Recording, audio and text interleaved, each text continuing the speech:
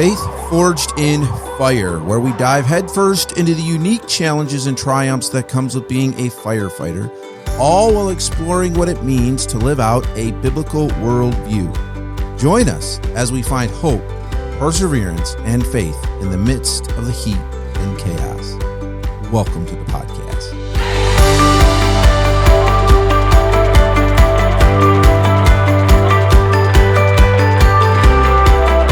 And you already hit the record button. Oh, yeah, we're recording. Oh, Jake, second podcast. So be careful because this just might end up on It's already started. Yeah, I know. You did it too. Jake is dead. Just All right, start us off. Start us off, Jake. Oh man. All right. Don't look at me, Rich. Oh my gosh. It's all on don't you, even buddy. don't even look at me. We interrupt your regularly scheduled program to bring you Faith Forged in Fire. That's right, Faith Forged in Fire, where we dive headfirst into the unique triumphs and challenges of becoming a firefighter. Faith Forged in Fire is brought to you by Red Flannel Coffee Company. Red Flannel Coffee Company. It's roasted for the resilient.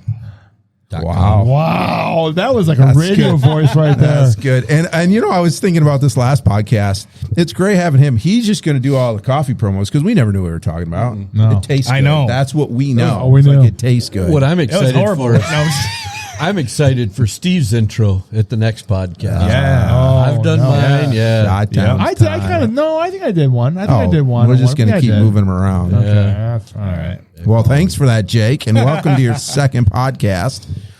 Where today we're going to talk about myths about firefighters. There are a lot of myths out there.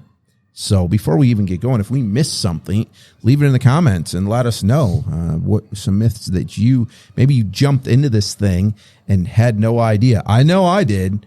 I jumped into being a firefighter, and I don't really know what I expected, but there were many, many times I'm like, well, this isn't what I signed up to do. Oh, you mean the myth of like when you get home at midnight, you just take your bunker gear off, you put your slippers on, and you just go back home? Right. Well, that's one. Yeah, the rookies love that, don't they? Yeah. They're all worn out from fighting fire, and then we get back. So maybe that's a myth, right? You fight fire, you go home. But instead, now that you're all worn out, you come back to the station, and what do we got to do? Yeah. Wash the hose, Whoa. knock the shelves Knock over. the shells over. Yeah. Wash You gotta get the truck back in service. wash the hose, I betcha. reload the hose, fill the truck with water if you haven't already, Yeah. fill all the air packs at 1, Replace 2 medical gear. Yeah, at 1, 2 boy. o'clock in the morning when you're ready to go to bed for a couple hours before you got to go to work. Yeah. Yep. So let's talk about this, guys. Let's jump right into it and see. I've got a list. I don't know if you guys got anything. So I'm just going to work through my list. And if you guys think of something, throw it in there. All right. Well, I'll steal the one that you had in the last podcast, but I don't know if it's the podcast that got recorded or the one that didn't get recorded. Yeah, I know. That was my problem. I couldn't remember if we actually talked about it on the podcast or. But about the fear. You're saying that, Oh, like everybody goes, yeah. like, oh, look Oh, at the yeah. heroes, they're Yeah. running into a house, how could they not be afraid? And I don't think a lot of people realize that probably a lot of us have got marbles rolling around up in our head when we're going into a house that's on fire. But that's also a good thing. Right. Because if you went in there and you didn't have any fear, that fear is your edge. Yeah. It keeps you, Right. Keeps you thinking of what's going to happen, what's going to go on. I think about that once in a while because there's things about it that don't scare me anymore, which is good. Right? But I've thought about that because now it's almost too. I know we moved up here so we couldn't hear kids, and now yeah, we're they are hearing loud. the The kids. mics are really picking it up. I'm just trying to focus. Yeah, the mics are picking it up. They can He probably wants hear to go this. play. So it's like, the kids were here. Anyways, so yeah, I think that for me, I've thought about that. Is this, can I become kind of apathetic in a sense and that be a problem? Because you don't want that to be a crippling fear by any means, but there should always be this little edge when you're around fire at all in any way, because it is dangerous. I don't often think about it being as dangerous as it can be. Yeah, that's a good one. So let's jump into the next one here. Let's take the next one because you kind of teed that up with that one, the no fear. What about the fact that a lot of people think we only fight fires? That's what you sign up for. Well, some of us get cats out of trees. Yeah. Oh, you fishing for a story? I'm waiting. I mean, we didn't hear it last. I want to last hear about time. the cat. I want to hear the cat in the Well, tree. it's funny though. Seriously, when I was a firefighter, I had to get Grandma out of the rafters. Wow. Grandma turned out to be a cat in the rafters. Oh, I was going to Okay. say, wow, that's an impressive call right there. But this lady called our station. We didn't get dispatched. She just called and left us a message saying, "Grandma is in the rafters, and I need you guys to come take her out." And we were like, maybe we should just go check on her and see what's going on. But yeah, it turned out to be a blind cat that got up into the rafters of her garage, And you saved their life. Look at that. Yeah, we'll go with that. What is the procedure of getting a cat out of a tree? By the way, what did we? Well, you need a Halligan to start. I'm just kidding. I'm kidding. I'm kidding. There went our 3 listeners. Whoa. Wait a minute. I'm unsubscribing. You know what? I am too, actually. Yeah. Why did you have to say that? I am shocked at myself. I hope we don't lose our Oh, sponsor. okay. Okay. Listen, okay. I Let's get could have said serious. the Jaws. Yeah, we better be or careful. something else. Jake, you got to be careful what we say because our sponsor might get mad at us. He might. Yeah, so we get a call for a cat in a tree, and I was actually pretty excited because this is like that's the the cliche. right? That's the cliche, and I'm like, Yeah. I'm actually going to get a cat out of a tree. Like this is, and even get a little Amy, kitty pin for your my shirt. wife was like, did I just hear that right? That you're actually getting called out to a cat in the tree, and I'm like, It's a Boy Scout badge. yeah, It's sewn on. this is pretty cool. So we take the ladder truck because cat in a tree, we don't, and it was just my buddy and I, and we head over there, and we find out they're behind their house in the woods. So we're like, okay, well, no ladder truck happening here. We get back there, and what we found out was this cat, someone had been chasing it and had ran up this tree and then slipped, and it was a tree that had it wide, so it was one trunk into 2, and it slipped down between, and it was wedged. Unfortunately it was her. They were able to take it to the vet. But the guy had gotten a jack for his car and tried to spread the tree, and it wouldn't work. So we go back to the station. We came out with the spreaders. There you go. Nice. Just spread the tree apart and got the cat out. So impressive. yeah, That's impressive. we're like, It's well, thinking that's outside not the box, and you That got to be is. able to do that. Yeah. too. Yeah. Well, that's the other thing. Definitely. How heavy was that getting up there? And they were electric. Yeah. It took 2 because it was like we were extended all the way with our arms, and so the 2 of us, I think I was resting it on Mike's head, if I remember it a little bit, and I was running it. But yeah, I mean, that made it super easy. Obviously, those things are a tree, done, But yeah, so that was kind of a funny story that we've remembered. Yeah. Well, that was the first thing. We looked at each other and said, "Well, let's go get the spreaders. We'll fix this." And Yeah. she worked. So yeah, I've actually got to get a cat out of a tree, just not the way you'd think of. So, and that's maybe Check that off the bucket maybe list. another myth that exactly. almost never happens. Yeah. Yeah. Yeah. Or are you going to put that on your resume if you ever move and Got want a to get cat out out of another a fire tree. department? Yeah. Check. Yep. Done it. You're hired. Done it. You're hired. So what are some things we do though? Let's talk about that real quick. If we don't only fight fires, what do we do? And maybe this is a podcast. In fact, I think I put this on the list because somebody talked about this. Firefighters are expected to do pretty much everything because and I don't mean this to this is no downplay to the police, but the reality is when crazy, different things are happening, the police don't get called. We get called for so many things. And I mean, I can't tell you how many times we show up and we're like, what do you want us to do? Right. We can't do anything. Right. But we stick around to make sure everybody's safe until, but literally it's like there's a box if it fits under for the police, and then anything else is firefighting. I mean, it can be anything. You know why that is? The police were smart enough years Said ago no. to say no. Yep. Well, because you got to admit it, they're busy. They the are. police officers Right. are way too busy, and they to don't go, carry all the tools we carry, all that kind of stuff. Nope.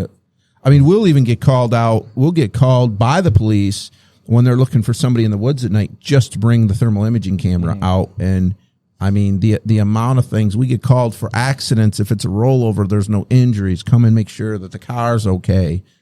I mean, there's so many things. Clean up the gas, clean up the oil.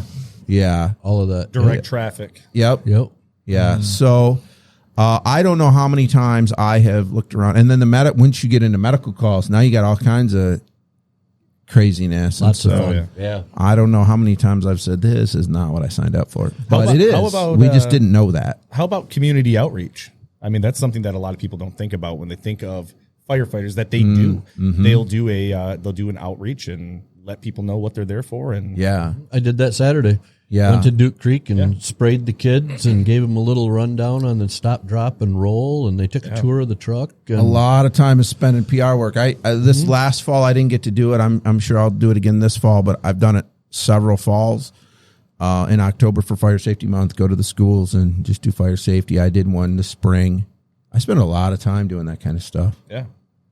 Yeah, that's a good one. How about this one? Full-timers sit around all day. They sit in their comfy chairs and watch TV until they get a call. pretty much. That's what I do. That's what you do? That's pretty accurate, right? It is pretty accurate. So if you're not chief, then they actually do stuff. And actually, I laughed about that because I'm sitting here working on the engine and I'm cleaning the polish. I'm polishing like all the stainless and the diamond plate on a fire engine. You got any idea how many days that takes? It's a long time. So does this fall under the we only fight fires? I didn't sign up for this. and I'm sitting here thinking to myself, you know, they don't show that on Hollywood. Right. How awesome would that be on one of the real fire department things? And it's like, all right, tonight we're going to clean a fire truck. And the whole hour is just polishing chrome. That's it. You don't do anything else. Take the hubcaps off, polish those, polish the wheels, polish all of that stuff. Yeah. There's a lot of people that go like they see all the drama on TV and it's not all of that. And what they forget too, so this idea of sitting around all day, every time there's a call, there's a what, Chief? A report. Actually, for me, I can't say just for me, but for most of the time during the day, being it's my full-time job, like we've got a couple people that are starting to show up during the days. And even if they have the primary patient contact, I'm there. So I end up doing the payroll report, I call it. Right. And then I do the medical report also. Because they're probably heading back to work. Some of those people, back to home life, yeah. And you're there, so you're kind enough to do that. So I just delay polishing one of the wheels for a little while until I get the reports done. Right. But yeah, there's lots of reports, lots of all of that stuff in the background. Yeah. Another one then. This goes right off of that one. Most fire departments are full-time firefighters. So in our little town of about 2,000, people just assume that we have full-time firefighters at the station. What is it? It's like 70. It's over 70% of firefighters in the U.S. are volunteer paid on call. Very true. It is crazy. You go up there after a call Saturday at 8:00 and the phone is ringing. Like people think that you're, in an FDNY and GR, those places. Yeah. But there's a lot of, I'll get chewed out some Monday mornings because I called yesterday. I called Sunday at 1:00 for a burn permit and there was nobody there. Yep. Yeah. Well, and a lot of them, you guys have you're small, but you have we don't have anybody around. I think that probably some of the village employees that are there full time, the office people, they will answer for us, but like to get a hold of somebody it generally doesn't happen. It's because and then that comes into this idea of people saying, well, how come it takes you so long to get here? Well, because we're not full time, and the process is whatever I'm doing, I have to stop doing that. I might have to park a lawnmower or you name it, and then get to the station. And our township is 36 square miles. So now I could, if you're on the end of our jurisdiction, I have a ways to drive. Yeah. And if you got wet paint all over your hands, you got to wash that up quick. Yep. You might have to change clothes because you might have raggedy old clothes that you don't want to wear and you want to look professional. Get in the car, get to the station. Right. It can take some time. Yeah. Yeah. We're privileged because we can put ourselves in service generally within about 5 minutes But I listen like to you guys, Rich, and it takes quite a while because you've got people farther away. We're in town, and then we have a lot of people, or we have a few people right in town. I'm one of the closest people, and I think it's a 2-mile drive for me to the station. Right. Yeah, and I'm just a couple, 2-3 blocks away. Right. What is nice though is it's nice to see that the culture is changing, where we're starting to see more departments that they're starting to, like, and then on the Grand Rapids metropolitan area, there's departments now that are starting to become more full time, which is nice to see, because I think they're at least adding one. Right, one at least somebody, but at least there's someone there that's 24 hours now. The response times are a little bit quicker. Yeah, and well, they're not a couple towns south of here, and that's what they did. They added one firefighter. What was it? A couple of years ago. That Greg became their full timer. Was that last year? Yeah, because it was after. Yeah, and that's only during the day. Yeah, and they're still not 24 hours. True. Yeah, it depends. There's still a lot of change there, where in the sense where it's people understand, even if someone is at the station, it's a Monday through Friday, like 8 to 5 kind of thing. It's not a 24-hour. But I know that there are some departments that are starting to look at that, going, we just can't keep relying. We can't get enough people. Right. To come do the job. We got to do something to make this job desirable for people to come out and do the job. So, especially if you run medicals, and that's kind of the key there is having one like for Rich or for the town, his neighboring town, to be able to have somebody that's at least running medicals. Mm-hmm. It is real nice when it comes to that, knowing that you've got mutual aid, right? Well, yeah, and that's the other thing, right? That you guys kind of work together then because of that. We've kind of already talked about this, but I think here's another one that we can address a little bit more specifically. Firefighters have the glamorous job of saving lives. Hollywood does a really good job of making it look, for one thing, like we are just always saving lives, and then that it's glamorous. And I would say, even when we are saving lives, it's never glamorous ever. It's always not very often. It's always a terrible situation. Now, you might find some joy in the fact that you've saved a life, but if you're saving a life, Hollywood hardly ever shows the family, all that stuff. There's I haven't seen it in a while, but there was some reels going around, and the idea was once you've heard a mother scream when they've lost their child, you'll never forget it. And that's what it was. They were playing and it literally was like, I could think of it. You hear that scream and it brings back. Now, of the three of us, when you said that, who here thought of one particular call? Each our own. Right. To your point. Right. Absolutely. You were thinking of a call. Absolutely. I was thinking of a call. I mean, you're thinking of a call. Not the same call. Right. Oh my gosh, yeah. But you go right to that call. Yeah, good. Yeah, that's funny. I was thinking about it when you said that. Yeah. I'm thinking the May 17 call, and I know that you weren't thinking that. No. Yeah. So it's not glamorous. No. We're thankful to do it. It's not glamorous. It's usually fairly nerve-wracking when you're in that. I mean, you're very locked in when you're in those kind of things. The other side of that is we don't even always know we save a life. And there's times that the life isn't saved. Well, there's a lot of times. Right. So that's we don't know either way, right? So for us, the best outcome is to get them on an ambulance. And we at least where we are here, we don't load somebody that doesn't have a heartbeat, is not breathing. We don't put them on an ambulance. So if there's no life, they don't go on an ambulance. So the best we can hope for is to get a heartbeat and get them on an ambulance. And after that, generally, we don't know. We, not too long ago, had a pretty significant accident, and it took us a while to get a lady out of a car. And the day after we found out she did make it, a day after, and from there on we have no idea. Right. And that's like, I call it chaos corners because that's what I'm so used to. Yeah. So if you're from Cedar Springs, it's the corner of Edgerton and 17 Mile Road right in front of Myers. So we've lovingly dubbed it chaos corners. And we had a pretty serious 3-car PI a couple weeks ago.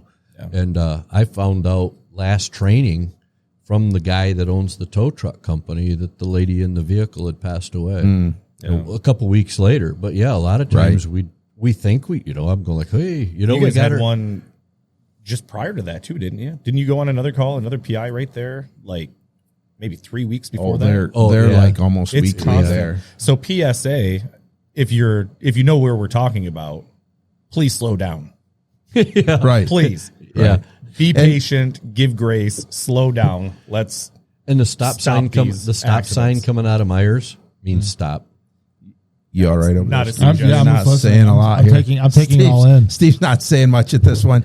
So I was I was thinking this too. Man, those leaky mugs, right? We very quickly fell into throwing around firefighter terms. I mean, it's not like they're over people, but they might not know. So when we say PI, we need a personal injury accident as opposed to a PDA, which is a property damage accident. Yep. Of course, there's both in a PI, but for us, that's what we need to know. So yeah, there's a lot of, and I had the opposite happen a few years back. I got from the American Heart Association, I got a pin and said, congratulations for saving a life. Very cool. And I'm like, okay. Yeah. Great. I mean, eventually I figured out what call it was and who it was, but I had no idea. Yeah. It's the same and it was like 2-3 months afterwards. That's what I got a phone call from Chems the one time Yep. from Lance Corey, and he was like, "Hey, you got an award. I don't remember, exceptional patient care." Yep. And I'm like, okay. And in that one, you guys literally were just doing. I mean, which one? We're just doing our job. Yeah, you don't even think about it. Right. And that story was worldwide. I didn't realize what a big hit that got to be, but yeah, that was a worldwide. Well, that was internal decapitation. Yeah, that's what I thought. But you guys, just because you followed protocol, that's right. the thing. Right. You just did your job. Right. So, speaking of getting a call. All right. So it's not always glamorous. Either way, if we save a life, it's not glamorous. We don't always get to save lives. We do a lot of things that are not glamorous stuff. I have to remind myself when I'm riding down the road in the big red truck and the kids are waving like, oh yeah, I do get to do something pretty cool. Yeah. Because probably 80 to 90% of what we do is not the cool things that we think about. Right. So, well, I had down here, firefighters get cats out of trees, but we've dispelled that, or we've proven that is not a myth. Now the other thing so is, it's like Mythbusters. We actually we busted that myth. now that can be exciting because you got the cat stuck in the crotch of the tree that you were just easily and pulled it out, and you get the superhero kitty badge.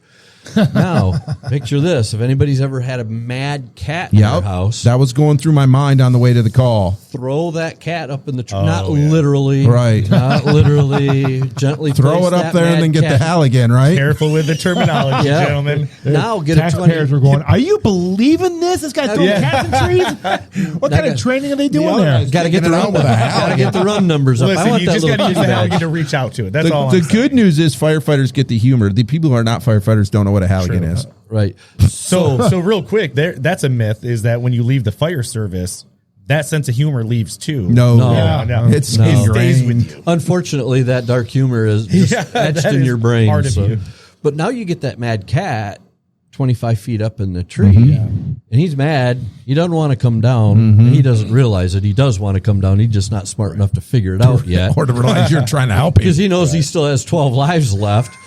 Now you go up a ladder 25 feet in there, try to get your kitty. Well, the kitty ain't going to come to you. You know, come here, Grandma. Come here, kitty, kitty, kitty. Oh, no, they're mad. They want to stay up there, and they're going to kill you trying to get you out of that tree. Challenge accepted. They want a little people. Right. They want a firefighter. Yeah, they want a firefighter badge. That one. Yeah, exactly. Well, that went through my mind going to that call, not knowing what I was getting into. I actually put all my bunker gear with because I'm like, if I have to, I want my leather gloves. I want everything.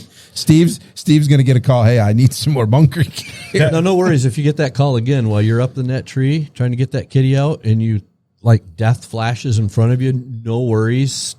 Jake, Steve, and I will say something very nice at your funeral. We'll all have little kitty badges too, but we'll say something. We'll do a podcast. We'll be doing a podcast. We'll be in the corner with the honorary one, doing an online eulogy for you. Yeah, somebody better remember to hit the record button. But now you think about that. We're all joking about this cat and all of this stuff. Now what happens if you don't fall back on your training? You grab that ladder, you jack it up in the air, and you drop it into the tree, and there's a power line in there. It really could turn into a bad deal. Right. Yep. So they don't show that glamour on TV either. One thing I was thinking about, when we hit the record button on this, and something I used to witness or hear about when in my days working for the fire service is that the misconception that every fire guy is a ladies' man, womanizer. They do. Women chase them all day long. All these guys are, and that was a common one that sometimes people think is that it's so flashy because it's a man in uniform that all these guys are running around with the nurses all day long and whatnot, and which is farthest from the truth. And unfortunately, what are you saying? Everybody. Not yet. Depending. You know what? It entered my brain, and it's gonna sit there. It's not coming out. It was a Halligan joke.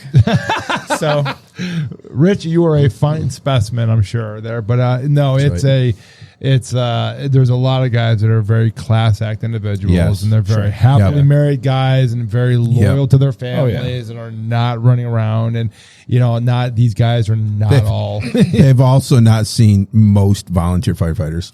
Sure.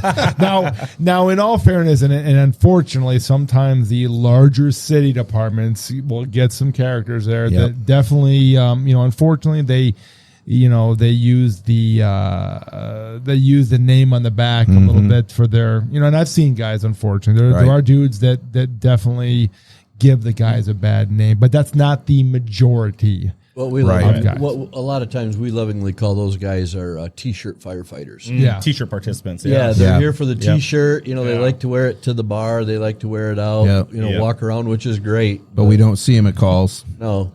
Yeah. No. Yeah.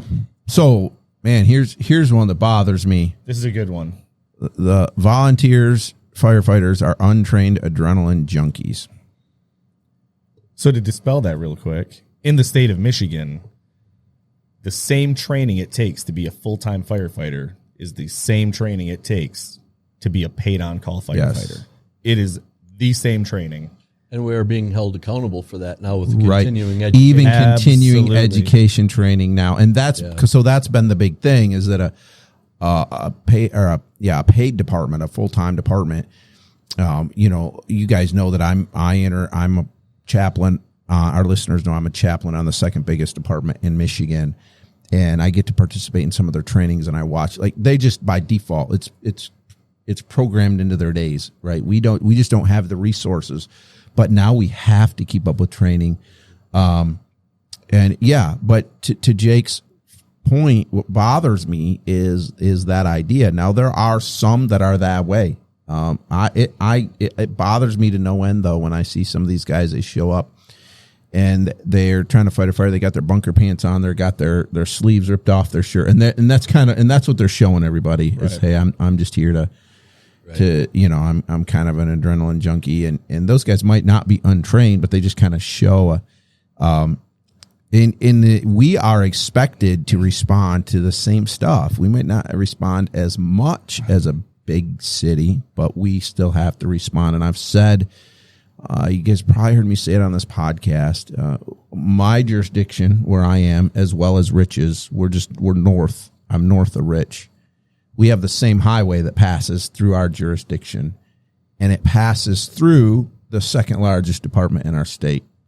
And I've said, if somebody gets in a wreck in Grand Rapids, where they have a very well trained, full-time, very well manned department, whether they get in a wreck there, they get in a wreck south at Rich's on the highway, or they get in a wreck here, they are going to expect the exact same care and response. They don't care. They're not going to say, oh, well, they're just a bunch of, they're just a bunch of volunteers. That is not the attitude they're going to have. But on the other hand, when you say that, there has been times I've driven through areas. This would be a bad place to crash because I know right.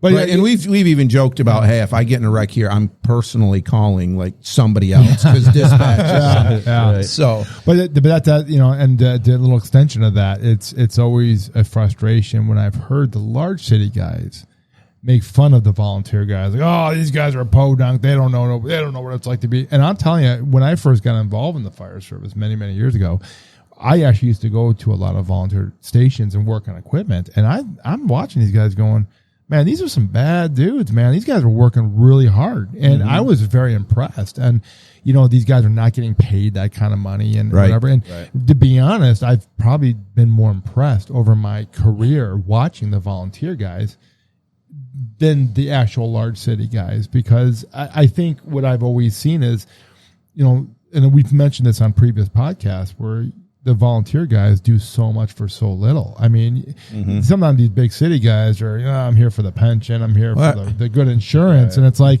you got these poor volunteer guys that are working so hard for the community.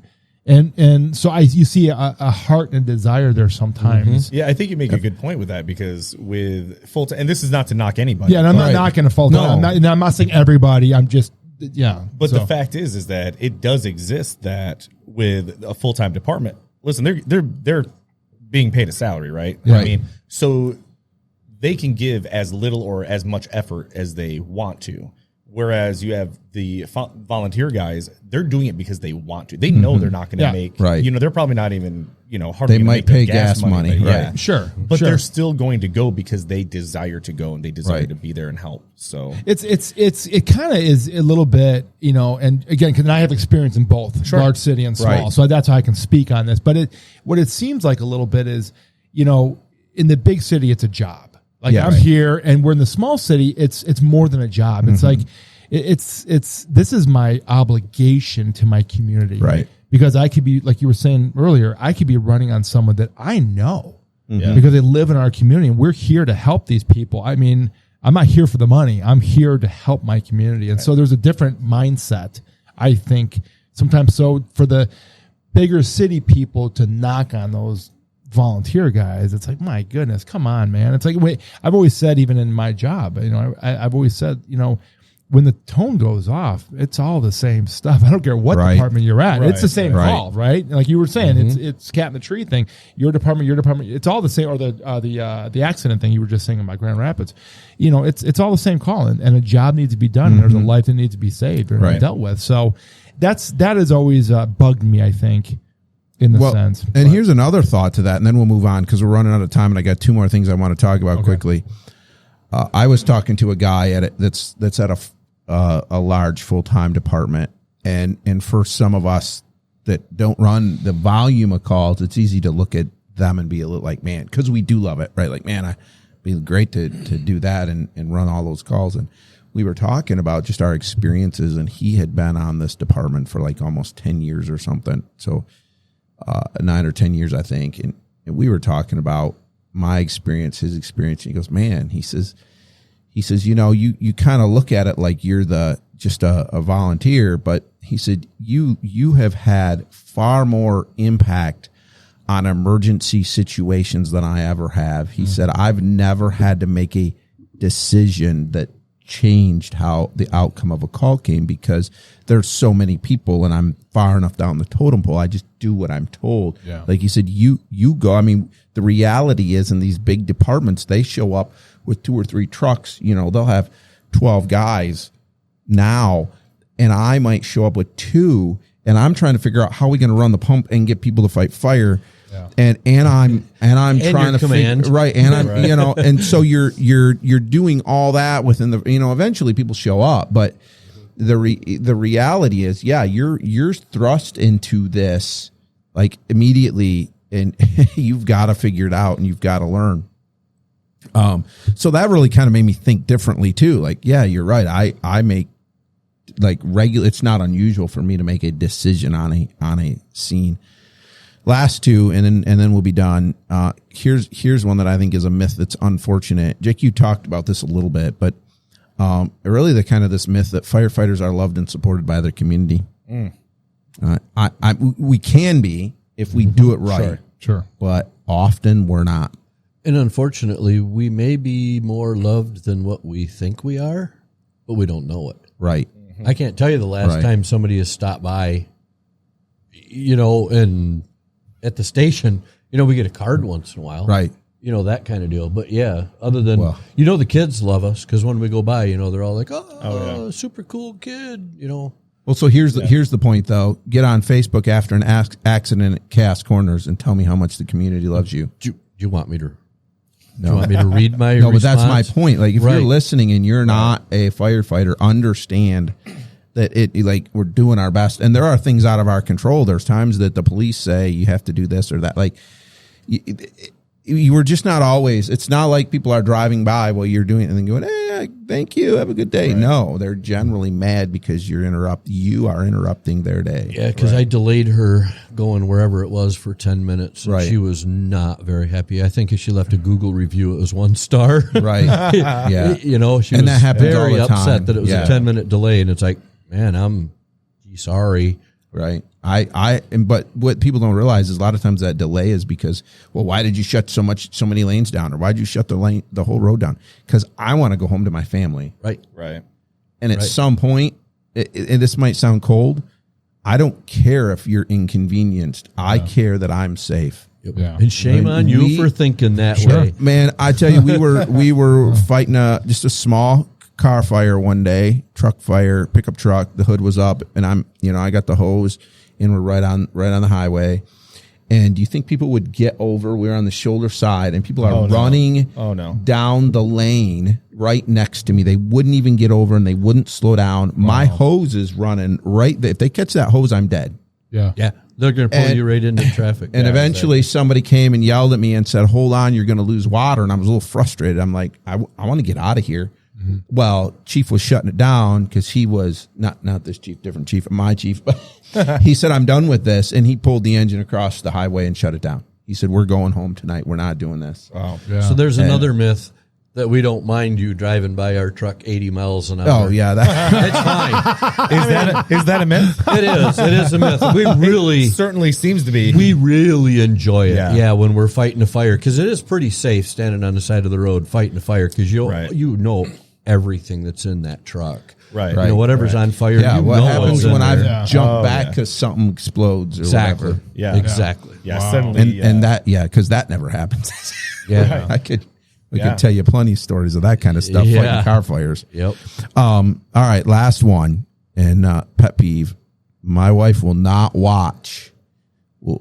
let me watch any firefighter shows or movies with her. Because you can't keep your mouth shut. Can't keep my mouth shut. Yep. So here's a big myth. It's easy to navigate a burning house when you're inside. Uh-oh. Hollywood says it is. Well, Hollywood says that you put your pack on, leave your mask hanging. Oh, yeah. So the camera can see your face, and then you walk into you walk into the smoke. Wait. You put the mask on before you go in? I thought you're supposed to conserve your air and wait until the IDLH gets so high that then you have to read it. So quick story on that. That's funny. Quick story. When I first started in the fire service 30 years ago, whatever it was, my very first boss was an old New York guy. And I didn't know anything about the fire service at the time, so I'm new, and I'm a technician working on the SCBAs and the air, the things that give you air for anybody that's not doesn't understand.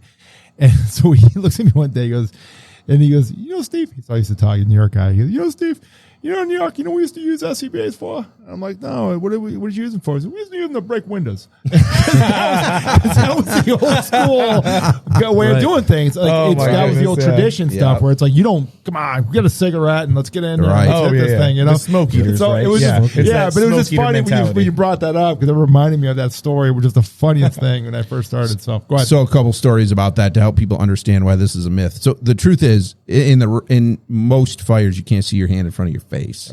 Right. Not to mention, it's so hot. Before you even get in the house, you can get burned before you even get in the house. It's so hot. So two real quick stories about that. Completely forgot what the one story was going to be. Now, so one really quick story for us. So one really quick story until I remember the other one. I was in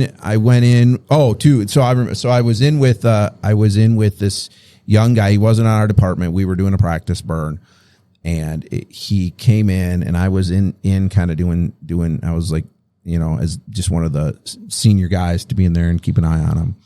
And the smoke was dropping, right? The line of sight was dropping. I could see his boots, and that was it. I couldn't see my hand in front of my face. and it was getting hot, and he was complaining it was getting hot, but he was standing up, and I kept trying to tell him, get down on your knees. And finally I kind of grabbed his bunker pants and tried to pull, and he just wouldn't. He's like, it's hot. I can't. And then he starts going, I can't see. There's something on my mask. He'd never been in. He thought like his mask. I said, no. I said, you got to get down now. And so I pulled him down because it was getting hot up there. And he finally realized like, oh, I just can't see anything like that. Cause he'd never seen that before. So, one of my buddies and I, we were at a mutual aid call, and they sent us in to go interior. So we get in there, and we were looking for the fire, but you can't see anything. So we started doing what really would have been like a right-hand search, but we were searching for the fire. But that way we could at least kind of know where we were going, and we got to some steps, and we were pretty sure from where it was outside that the fire was upstairs.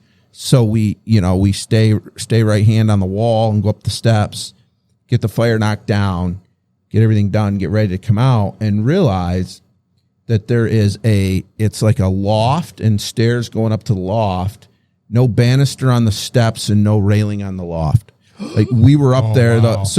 Thankfully we stayed. Now, if we'd have come down and couldn't have seen, we'd have been over the edge because we're going right. Like at some point we'd have. So we still kind of laugh about that because that's just, because that's the myth. You can't see anything when you're in there. Right. So, and then you talk about the guy with couldn't see anything. We had a practice burn. I don't know if you were on that one, but we had some people that wanted it, and we go through all the hoops and we get it going, and we're staying in there, and it's getting good and hot, and it's kind of a challenge to see who can stay in there the longest. Was this the melted mask? And I'm in there going like, man, I can't, it's getting dark, but I could see flame. I'm on the ground. I can see flame, but why can I not see out my visor? So I keep flipping my visor up and and suddenly I still can't see, and it's like, man, I'm doing, what is going on? So we go, all right, let's get it. So we knocked up, it's a practice controlled burn. So put a little water on it, knock it down. We bail out, and it's a trailer. So we bail out what I call the emergency escape. It's always the back door, Mm-hmm. I come out and I'm walking out there, and people are looking at me like, what's going on? Well, it was a brand new helmet, and the little shiny stickers, the Pentagon or whatever those things are in there, the reflectors, they were on fire. My mask was all distorted. I'd melted my SCBA. Yeah, I remember that. That's impressive. Yep. that goes over well with Chief on a practice burn. Yeah. Wow. Exactly. All right. Well, hey, let us know, firefighters, let us know what myths you have found. This is just a small little list, but hopefully especially for those of you who listen who are not firefighters, this is helpful to you. Mm-hmm. We try to do kind of half and half. We do half-hour episodes for people who are not firefighters, help them understand our job and our life a little bit better. That's what this episode was. So thanks so much for listening. And before we forget, they need a promo code. Oh, they do. Yeah. Yeah. That's why we got you around. Is this going to be the new thing, like a weekly promo code? They bring the like sponsor in, so they remember to do a sponsored promo. RedFlannelCoffeeCo.com. Go there today. New promo code. It'll last a week. So from the date of this Another one until the next podcast drops, hopefully we'll have another one to drop. I was going to say, what if it's 2 months before we do it? Then you're going to have to wait. No, I'm just kidding. We'll put some out. Follow us on Facebook, and you'll see all the promos that we put out. Smoky 30 and after the squirrel. Smoky 30. And we have a new roast called Cinder and Smoke. Take 30% off of Cinder and Smoke. We like to think that that's our roast. Yes. Okay, explain that. So, and while we're at it, these are some pretty cool new decals we have here for Faith Forged in Fire. Go to redflannelcoffeeco.com. You can find these here. They will be available for purchase as well, which also helps support the podcast. Can I ask? It doesn't support us financially. No. It supports the podcast. That's what I said. It supports the podcast. Here's the gets truth. The word out. Okay, Yeah. so here's the truth that Jake won't say, because we've talked about this, and eventually we want some more swag, and it'll probably be sold through Jake's online coffee shop. Sure. And I kind of just told Jake, like, hey, here's the scoop. Whatever we make, you keep. Right, because he's supported us so well. Oh, absolutely. But what Jake said, because he won't say this, is, well, I'm just going to spend it on on the podcast. That's true. Like so the point is we are taking no money, and we will never take money for this podcast. We don't want to.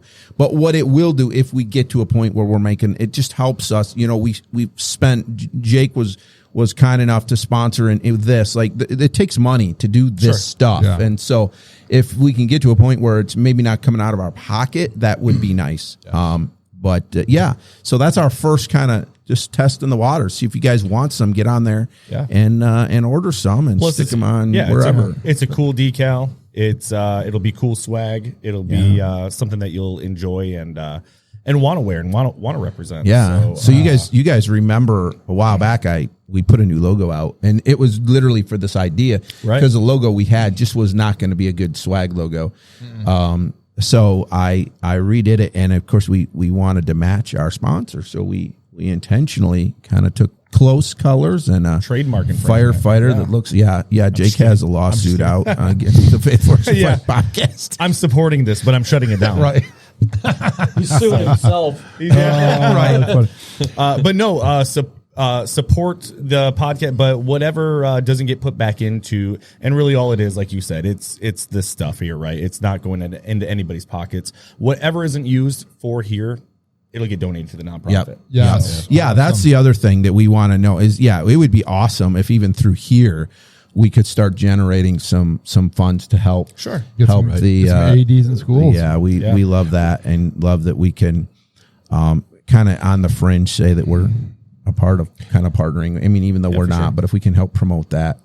And by the way, if you know somebody that needs a school or a church or something, the nonprofit that needs an AED, email us at FFIF podcast. That's really the easiest way. Jake can give you the long answer how to get there, but just email us, and then Jake can reach out to you, and we can see if we can help you. And make sure we can't. Jake and his we don't want to take any credit for that. Jake and his nonprofit will do that. And before we let you go, we want to let you know that first and foremost of this podcast, because this has come up before, I've run into people. This is obviously we're 4 guys involved with the fire service, but this is public safety. This reaches other just if you're law enforcement or military or whatever, we want you to join us as well. This is not just fire guys. We talk about subjects that go across the spectrum, and but we or life in general. Yeah, because our non-firefighter listeners have said, man, I'm encouraged by your topics. Cool. It just we're not going to die. Like I'm not going to pretend that I understand what it's like to be a police officer. Sure. Right? No. And also with the new email address, it's ffifpodcast@gmail.com. Make sure that if you have any questions, concerns, comments, anything you want to talk about in private, because we're not prayer requests, anything that you need, anything, please get a hold of us. There's no dumb questions. And if you have something going on, please reach out to us, and we will, we'll pray with you. We'll, any way that God can use us to help you out, and we can maybe help get you the resources that you need. But please don't stay quiet. If you have stuff going on, we need to hear about it, because we're all in this together.